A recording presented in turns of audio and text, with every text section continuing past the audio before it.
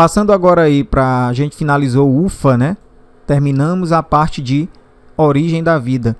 Espero que vocês estejam afiados aí no conteúdo. Também espero que vocês estudem, respondam questões, pratiquem, para que vocês consigam lá no final, lá no Enem ou no vestibular, você consiga tirar uma boa nota. A gente finalizou a parte de origem da vida. Vamos agora iniciar a parte de bioquímica celular. A partir da questão 36, nesse bloco a gente vai ficar apenas com 5 questões, da questão 36 à questão 40. Questão 36, FMP 2016. O gráfico a seguir mostra como a concentração do substrato afeta a taxa de reação química. O modo de ação das enzimas e a análise do gráfico permitem concluir que, antes da gente fazer os comentários aí dos quesitos, vamos colocar uma informação importante. Devemos saber o que são enzimas e algumas características importantes delas. Enzimas são grupos de substâncias orgânicas de natureza normalmente proteica. Existem também as enzimas que são constituídas de RNA, né, que são as chamadas ribozimas. Com atividade, essas enzimas têm atividade intra ou extracelular e têm função catalisadora. Elas catalisam reações químicas que, sem a sua presença, dificilmente iriam acontecer. Esta função catalisadora é a condição que a enzima possui de aumentar a velocidade de uma determinada reação. Muitas enzimas possuem, além da porção proteica propriamente dita, constituída por uma sequência de aminoácidos, uma porção não proteica. A parte proteica é chamada de apoenzima e a não proteica é chamada de cofator. Quando o cofator é uma molécula orgânica, chamamos ele de coenzima. O mecanismo de atuação da enzima se inicia quando ela se liga ao reagente, mais propriamente conhecido como substrato. É formado um complexo enzima-substrato instável que logo se desfaz liberando os produtos da reação. Importante lembrar que a enzima também permanece intacta, embora tenha participado efetivamente da reação. A atividade enzimática é influenciada principalmente pela temperatura, pelo pH, pela mudança de pH e pelo tempo. Então, se a gente fizer um gráfico, eu vou montar um gráfico aqui, ó, fazendo a relação da velocidade de uma reação qualquer.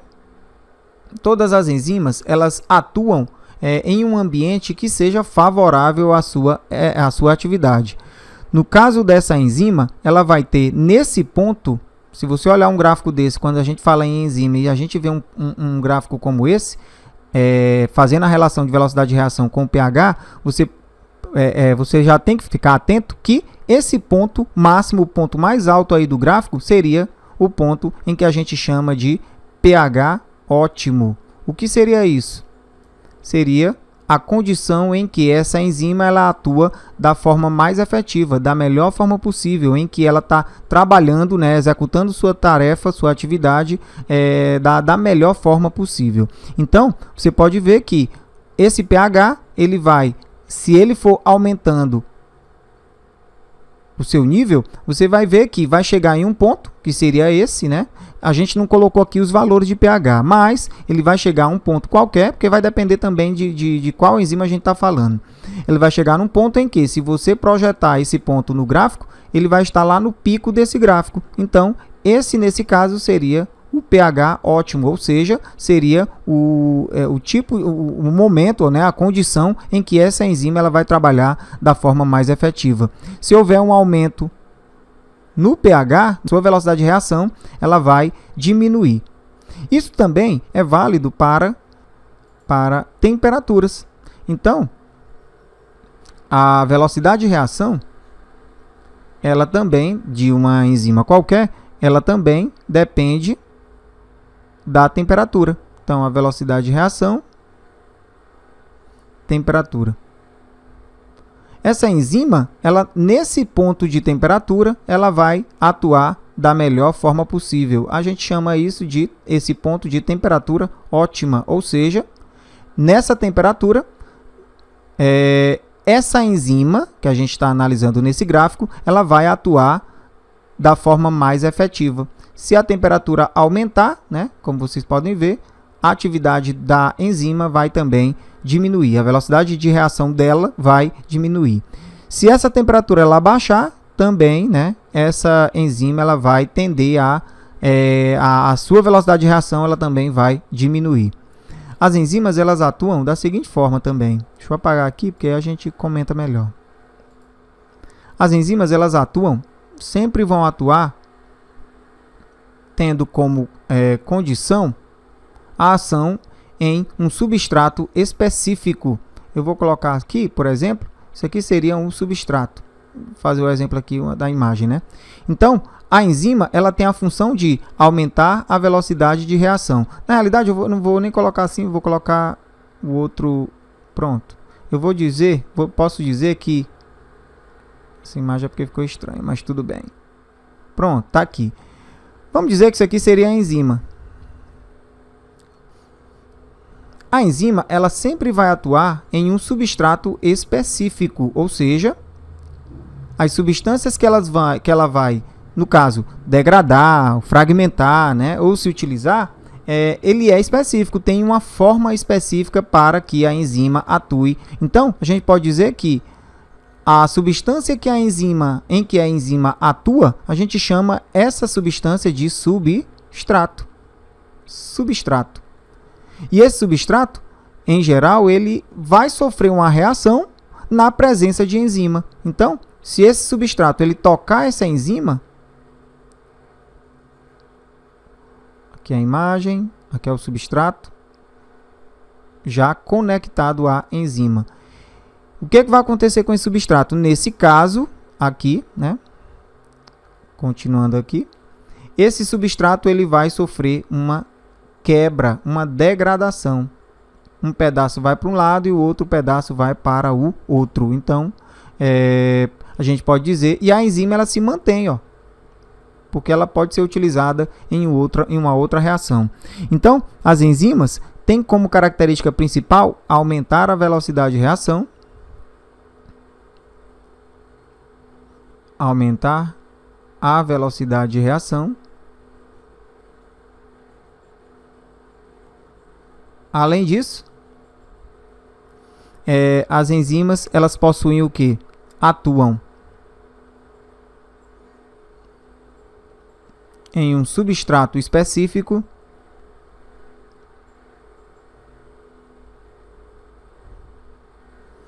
e elas não se degradam, não degradam nessa reação.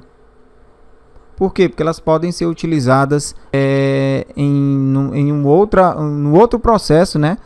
Fazendo a degradação de outros, no caso do mesmo substrato, mas de outras moléculas. Vamos dar continuidade aí aos quesitos. Letra A.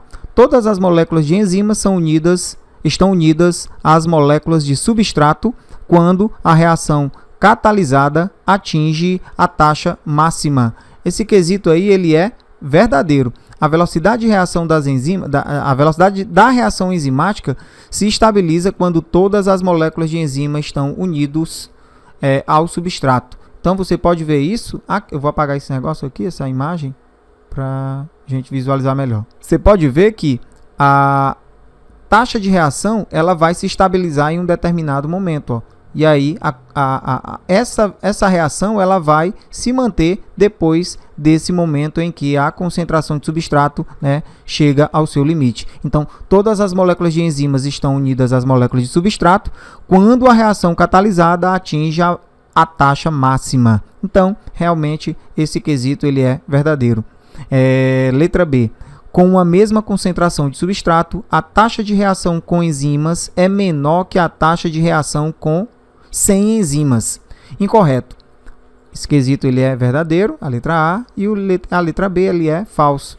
Numa mesma concentração de substrato, a taxa de reação será maior com enzimas do que sem a presença delas. Então você pode olhar aqui, inclusive no gráfico. Ó.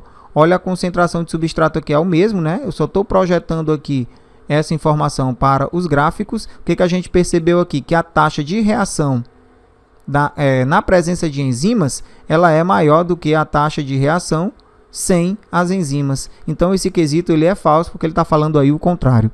Letra C. A reação sem enzima possui energia de ativação menor do que a reação com enzima. Esse quesito ele também é falso. Apesar do gráfico não mostrar, mas como a enzima atua como um catalisador, ele aumenta a velocidade de reação e diminui sua energia de ativação. Essa energia funciona como um propulsor do início da reação, ou seja, com a ação enzimática, não se precisa de uma maior quantidade de energia para que a reação aconteça. Então, as enzimas elas têm como principal função o quê? Aumentar a velocidade de reação, correto? Então, as reações elas vão acontecer de forma bem mais rápida na presença de enzima.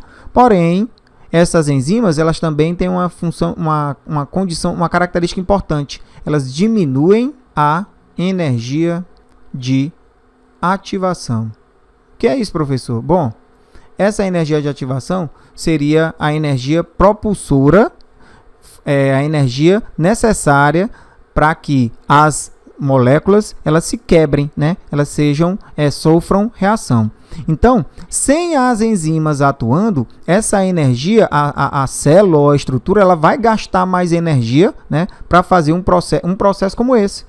E com a presença de enzimas, esta reação ela vai acontecer com um gasto menor de energia. Então, as enzimas elas atuam aumentando a velocidade de reação e tendo como consequência a diminuição da energia de ativação. Certo? Muito bem. Letra D.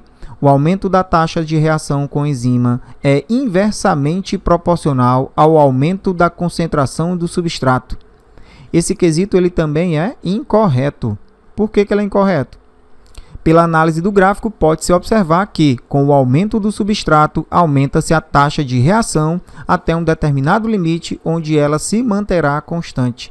Então, houve aumento do substrato, olha a concentração do substrato aqui aumentando, né, para cá. Se houve um aumento do substrato, vai chegar um ponto em que essa taxa de reação ela vai se manter. Mas a gente percebe que, anterior a isso, se há aumento de concentração, há também aumento na taxa de reação. Então, não é inversamente proporcional, mas sim diretamente proporcional. Até um certo limite, né? Lógico. Letra D, correto. Ou incorreto. Letra E. A concentração do substrato não interfere na taxa de reação com enzimas, porque estas são inespecíficas. Concentração de substrato não interfere na taxa de reação das enzimas, porque elas são inespecíficas. É falso. Pela análise do gráfico, observa-se que a concentração aumenta a taxa de reação até a taxa máxima. Então, as enzimas elas não são inespecíficas, elas também são específicas, ou seja, atuam em um tipo específico de substrato. Certo? Existem, por exemplo, as enzimas que atuam em cima da glicose. Então, essas enzimas elas vão, logicamente, atuar apenas na glicose. Por quê? Porque elas são específicas. Então, nos processos digestivos, acontece a atuação de diversos tipos de enzima. A gente vai ver isso lá na parte de fisiologia, né? E essas enzimas elas vão atuar em substâncias específicas. Na nossa alimentação, a gente pode consumir diariamente, por exemplo, o quê? Tipos variados aí de substâncias, como carboidratos, lipídios, né? Proteínas. Então, essas substâncias, cada um tipo de substância dessa tem-se a sua enzima que fará, né, a sua degradação. Ok? Então, as enzimas elas são específicas. Resposta correta, letra A.